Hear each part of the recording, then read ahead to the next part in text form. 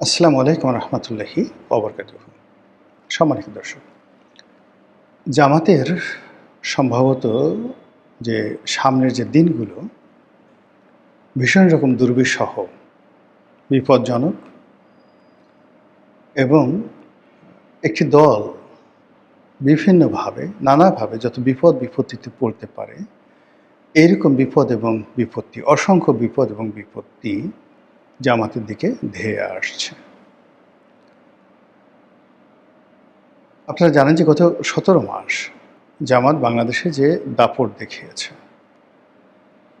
কিংবা ধরুন সেই শেখ হাসিনার জমানার শেষ ৬টি মাস জামাত যা কিছু করেছে তাদের A team, B team, D team, C team দিয়ে, এই কর্মকাণ্ডগুলো নিয়ে তারা একটা সময় গর্ব করত। গত ১৭ মাসে যে তারা এই কাজগুলো করেছে, তারাই এই বিপ্লব করেছে, তারা বিপ্লবের মাস্টার মাইন্ড, ইত্যাদি ইত্যাদি সব কিছু। এবং বিপ্লব পরবর্তী যে নির্বাচন যেটি হয়ে গেল, সেই নির্বাচনে তারা শতভাগ বিজয়ী হবে, সরকার গঠন করবে, এরকম একটি বিশ্বাস তাদের ছিল, এরকম একটি দফা রফা তাদের হয়েছিল, এরকম একটি আশ্বাস বিভিন্ন পক্ষ থেকে তারা পেয়েছিল। ফলে কী হলো, শেখ হাসিনার পতনের পর বাংলাদেশে যদি নির্ভর কেউ থেকে থাকে, সেই নির্ভরতা ছিল জামাতের মধ্যে। তাদের ভুল হয়েছে, ভ্রান্তি হয়েছে, ক্ষেত্রবিশেষে বাড়াবাড়ি হয়েছে, এটা সত্য। কিন্তু এই গত ১৭ মাসে তাদের দুশ্চিন্তা ছিল না, বরং সুন্দর একটা স্বপ্ন ছিল। তারা এই দেশটিকে একটি ইসলামিক রাষ্ট্র করবে, নাকি ইসলামিক প্রজাতন্ত্র করবে, নাকি তারা ডেমোক্রেটিক যে গণপ্রজাতন্ত্রী বাংলাদেশ সরকার যেভাবে চলছে সেভাবে চলবে, ইত্যাদি বিষয় নিয়ে আলোচনা করছিল। তাদের ভাবসাবের মধ্যে একটা রয়্যালিটি, রাজস্বিকতা চলে এসেছিল। সব মানুষ তাদের কাছে যেত, বড় বড় ব্যবসায়ীরা ধর্ণা ধরত, টাকার বস্তা নিয়ে, চাঁদার বস্তা নিয়ে, হেলিকপ্টার নিয়ে তাদের পিছু পিছু ঘুরত। যে মানুষ ঢাকা শহরে গাড়িতে চলতে পারতো না, জামাতের লোক, সে মানুষ হেলিকপ্টার করে ঘোরাফেরা করা শুরু করলো। জামাত নেতাদের বাসায় নতুন নতুন ফার্নিচার আসলো, সবচেয়ে দামি দামি লিগেসি ফার্নিচার। মানে বিভিন্ন সরকারি অফিসে দেখবেন, বা ডক্টর মোহাম্মদ ইউনূস যে প্রধান উপদেষ্টা ছিলেন, বা প্রধানমন্ত্রীর যে কার্যালয়, সেখানে যে সকল ফার্নিচার ব্যবহৃত হতো বা হচ্ছে এখন পর্যন্ত, একদম হাই কোয়ালিটির, বাংলাদেশের সবচেয়ে দামি যে ফার্নিচার সাপ্লাই, লিগেসি ফার্নিচার। তো তারা সরকারি অফিসে এ ধরনের ফার্নিচার সাপ্লাই দেয়। ঠিক একই ফার্নিচার এখন জামাতের অফিসগুলোতে, জামাতের অনেক নেতাদের বাসায় শোভা পাচ্ছে। আর সেই সকল ফার্নিচারের উপর বসে, পায়ের উপর পা তুলে তারা বিভিন্ন সবক দিয়েছে গত ১৭ মাস তাদের সাথে দেখা করার জন্য, কখনো তাদের বাসায়, কখনো তাদের অফিসে, কিংবা কখনো অন্য বিভিন্ন জায়গাতে তারা মানে রাষ্ট্রদূতদের সাক্ষাৎকার দিয়েছে, ব্যবসায়ীদের সাক্ষাৎকার দিয়েছে। এবং তারা বিভিন্ন অনুষ্ঠান করেছে বিভিন্ন পাঁচতারকা হোটেলে। তারপরে বাংলাদেশ চীন মৈত্রী সম্মেলন কেন্দ্র, এখানে তারা বহু অনুষ্ঠান করেছে। বিরাট রকম ভুড়িভোজ, খানা পিনা, পোলাও, কুরমা, রোস্ট, কালিয়া কোপ্তা থেকে, মানে অ্যাজ ইট ইজ, যে এ দেখে কী বলবো, মনে হয় যেন বাসা হারুন আর রশিদ সে শাহী ভোজ দিচ্ছে, এরকম তাদের আয়োজন ছিল। তারা সরকারকে ভয় দেখানোর জন্য বা সরকারকে চমক দেওয়ার জন্য, বিএনপিকে থ্রেটে রাখার জন্য একটার পর একটা রাজকীয় অনুষ্ঠান তারা করেছে, সমাবেশ করেছে ঢাকার বিভিন্ন এলাকাতে, জেলা শহরে, সরোয়ার্দী উদ্যানে। মানে এই সমস্ত দেখে মনে হয়েছে যে জামাতের টাকায় তিলা পড়ে গেছে। দীর্ঘদিন টাকা যদি বাক্সবন্দি করে রাখা হয়, 2 বছর, 4 বছর, 5 বছর, 10 বছর, তো সেই টাকায় অনেক সময় দাগ পড়ে যায়, তিলা পড়ে যায়। তো মানুষ বলে যে ওরা হলো অনেক পুরনো ধনী, ওদের টাকায় তিলা পড়ে গেছে। তো জামাত এমনভাবে টাকা পয়সা খরচ করছিল বা এমনভাবে চালচলন করছিল, দেখে মনে হচ্ছিল যে তাদের টাকায় তিলা পড়ে গেছে, অর্থবৃত্তি এরকম একটা পর্যায়ে। কিন্তু যেই মুহূর্তে তারেক রহমান সাহেব বাংলাদেশে আসলেন, অমনি জামাতের যে বেলুন, সে বেলুন ফুস করে ফেটে গেল। কেউ আর, জামাতের একজন আমির আছে, তার নাম ডাক্তার শফিকুর রহমান, লোকজন আর পাত্তা দিতে চায় না। সে যে জিন্দা অলি, টাটকা অলি, তার ফুতে যে কাজ হয়, তার চুম্বনে যে পাখি গান গায়, নদী প্রবাহিত হয়, তারপরে শেষে গোলাপ প্রস্ফুটিত হয়, সেই জিনিসগুলো এখন আর নেই। তার সাথে এখন কেউ হ্যান্ডশেক করতেও যায় না। এর মধ্যে দুইবার তিনি অসুস্থ হয়ে হাসপাতালে পড়ে গেছেন, এটা ফ্রাস্ট্রেশন থেকে। তারেক রহমান সাহেবের যে জৌলুস, তাকে ঘিরে মানুষের যে উন্মাদনা, এবং বেগম জিয়ার জানাজা, তারপরে তারেক রহমান সাহেবের ভূমিধস বিজয়, তারপর সরকার গঠন, এবং সরকার গঠনের পর একটার পর একটা চমক, যেভাবে সে চলছে, যেভাবে মানে জামাত যেটা করতে চায়, একটা ইসলামী রাষ্ট্র কায়েম করে সেখানে জাকাত প্রতিষ্ঠা করতে চায়, জাকাত ভিত্তিক ইকোনমি করতে চায়, সেখানে কোরআন ধর্মভিত্তিক একটি সামাজিক ব্যবস্থা, রাষ্ট্র ব্যবস্থা গড়ে তুলতে চায়, আলেমুল্লাহ আমাদেরকে প্রাধান্য দিতে চায়, যে কাজগুলো তারা করবে ঠিক সেম কাজগুলো আরও সুন্দর করে তারেক রহমান সাহেব শুরু করে দিয়েছেন। ফলে কী হলো, এটা দেখতে তাদের ভালো লাগছে না, যে তাহলে আমরা এখন কী নিয়ে রাজনীতি করব। আমাদেরকে তো তাহলে নতুন একটা ন্যারেটিভ আনতে হবে। আমরা যা কিছু বলেছি, যা কিছু করতে চেয়েছি, তো সেগুলো তো তারেক রহমান সাহেবই করছে। তো এই ক্ষেত্রে তারেক রহমান সাহেবের যে চাহিদা তা তো দ্বিগুণ হয়ে গেল। একে তো বাঙালি জাতীয়তাবাদ, তার উপর শহীদ জিয়ার জাতীয়তাবাদ, বেগম জিয়ার জাতীয়তাবাদ, তারেক রহমান সাহেবের নিজের যে ৩১ দফা, সব মিলিয়ে যদি আবার জামাতের যে ইসলামাইজেশন তার সঙ্গে যুক্ত হয়, তাহলে তো জয়নাল আবেদিন ফারুক যেটা বলেছেন যে ২০৪২ সন পর্যন্ত তারেক রহমান সাহেব ক্ষমতা থাকবেন, আরও ১৬ বছর তিনি ক্ষমতায় থাকবেন। জনাব শফিকুর রহমান, তার বয়স এখন ৭২ বছর বা ৭৩ বছর। তো সেই অর্থে যদি আরও ১৬ বছর তারেক রহমান সাহেব ক্ষমতায় থাকেন, তাহলে তো ওনার বয়স ৯১-৯২ বছর হয়ে যাবে। ওই বয়স ওনার কি দাঁত থাকবে, শক্তি থাকবে, সামর্থ্য থাকবে?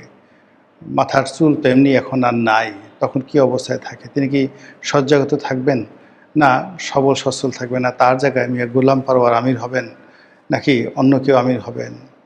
এই সমস্ত বিষয়গুলো নিয়ে যখন জামাতের মধ্যে চিন্তা ভাবনা হয় না, তাদের অনেক টেনশন হয়, তাদের অনেক কষ্ট হয়। তো সেই কষ্ট থেকে আপনি দেখবেন যে ইদানিংকালে তাদের অনেকের চেহারা নষ্ট হয়ে গেছে। অনেকে আগে পাঞ্জাবি পরতেন, পাজামা পরতেন, মার দিয়ে পরতেন, ভাঁজ করে তারা যখন বাইরে আসতেন ফুরফুরে ফুরফুরে একটা ভাব থাকতো, শরীর থেকে তরতাজা আতরের গন্ধ আসতো, মাথার যে টুপি, সেই টুপির একটা স্রোত ছিল, দাড়ির একটা জিল্লতি ছিল। তো সেই জিনিসগুলো এখন আর নাই। এখন অনেকের চেহারা নষ্ট হয়ে গেছে, অনেকের রাগ হয়ে যাচ্ছে, কথায় কথায় তারা চোখ গোল করছে ইত্যাদি। এই যে নির্বাচনে পরাজিত হওয়ার পরেই সিনড্রোমগুলো দেখা দিয়েছে। এর সঙ্গে আবার যুক্ত হয়েছে শহীদ, তারা যাকে শহীদ ওসমান হাদি বলেন। তো সেই ওসমান হাদির যারা হত্যাকারী, তারা ভারতে ধরা পড়েছে। এখন সেই হত্যাকারীরা যদি জামাতের নাম বলে দেয়, জামাতকে জড়ানোর চেষ্টা করে, এটা তো ভারত করতে পারে। জামাত তো নির্দোষ একটা সংগঠন, তারা তো এই ধরনের খুন খারাপি থেকে শুরু করে এই ধরনের কোনো কর্মে যায় না। তারা তো যে বদনাম ১৯৭১ সালে নারী ধর্ষণ, ঘরবাড়ি লুণ্ঠন, চাঁদাবাজি, ডাকাতি, রাহাজানি যা কিছু হয়, এগুলো গল্প তৈরি করা হয়েছে জামাতের বিরুদ্ধে। কিন্তু জামাত বলে করে যে না, তারা রাজাকার যে শব্দটি, যার অর্থ সাহায্যকারী, তারা তো আসলে ৭১-এ এদেশের মানুষকে সাহায্য করেছে, সহযোগিতা করেছে। পাকিস্তানি আর্মিরা মহিলাদের ধরে নিয়ে গেছে, তারা সেই মহিলাদেরকে সসম্মানে সেখান থেকে ফিরিয়ে এনেছে, তারা তাদেরকে পুনর্বাসিত করেছে, অনেক মুক্তিযোদ্ধাদেরকে তারা বাঁচিয়েছে।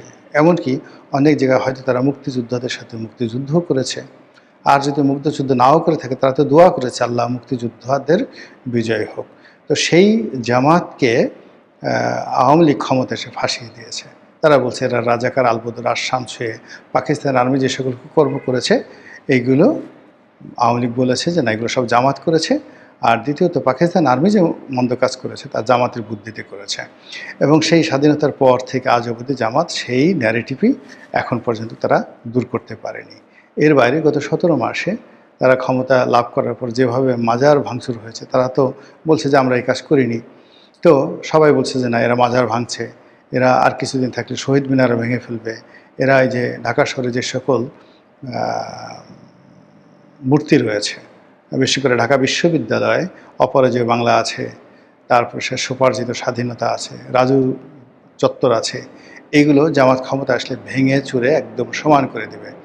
এখানে হয়তো তারা কোনো কোরআন শরীফের বা অন্য কোনো যেগুলোকে ইসলামিক কোরিওগ্রাফি বলা হয় বা কালিওগ্রাফি বলা হয়, এই জিনিসগুলো হয়তো তারা করলেও করতে পারত। তো এই যে দুর্নাম এবং বদনাম যে তাদেরকে সবসময় তাড়া করে আসছে, সাম্প্রতিক সময় আবার সেই দুর্নাম বদনামের সঙ্গে যুক্ত হয়েছে হাদির এই আসামি, হত্যাকারী আসামি, তার গ্রেপ্তার। এখন সে কি বলে, বাংলাদেশে কি বলে, ভারত কি বলে, এটা নিয়ে জামাতের মধ্যে কিন্তু ভীষণ রকম টেনশন হচ্ছে। অন্যদিকে যেটা দেখা যাচ্ছে সেটা হলো পুলিশ হত্যা মামলা, এটা বিএনপি করবেই। এখন পুলিশ হত্যা মামলা যখন চালু হবে তখন মানে রাজসাক্ষী দেওয়ার জন্য সেই জুলাই আগস্ট বিপ্লবের সময় বেশ কয়েকজন রাজনীতিবিদ ছিলেন যারা জামাতের সাথে যোগাযোগ করতেন, বিএনপির সাথে যোগাযোগ করতেন। যারা জামাতের টাকা নিয়েছে, বিএনপিরও টাকা নিয়েছে, তারপরে রাস্তাঘাটে কিছুই করেনি, কিন্তু ভাবসাব দেখিয়েছে যে তারাই সব কিছু করেছে, তাদের হুকুমই সব কিছু হয়েছে, তারাই এই পুলিশ হত্যাকাণ্ড থেকে শুরু করে সব কিছু আছে, এগুলো সব তারাই প্রমোট করেছে। যাই হোক, এই সকল কথা যখন তারা বলেছে, কি ভেবে বলেছে, কেন বলেছে, ডাজ নট ম্যাটার, বাট ওটা বিএনপি বুদ্ধিমান দল, তারা করেছে কি এই ছেলেগুলোকে এনক্যাশ করেছে, নিজেদের দলে নিয়েছে। নিজেদের দলে নিয়ে ভবিষ্যতে যখন এই পুলিশ হত্যা মামলা হবে, তাদেরকে যখন রাজসাক্ষী করা হবে যে অমুক নেতা আমাকে টেলিফোনে এই হুকুম দিয়েছেন, আমার বিকাশে এত টাকা পাঠিয়েছেন, আমার রকেটে এত টাকা পাঠিয়েছেন, আমার ব্যাঙ্ক অ্যাকাউন্টে এত টাকা পাঠিয়েছেন, এবং আমি সেই টাকা নিয়ে অমুক অমুক জায়গাতে এই কাজগুলো করেছি, এই কথাগুলো যদি বলা হয় তাহলে জামাত কতটা বিপদে পড়তে পারেন একবার একটু চিন্তা করেন তো।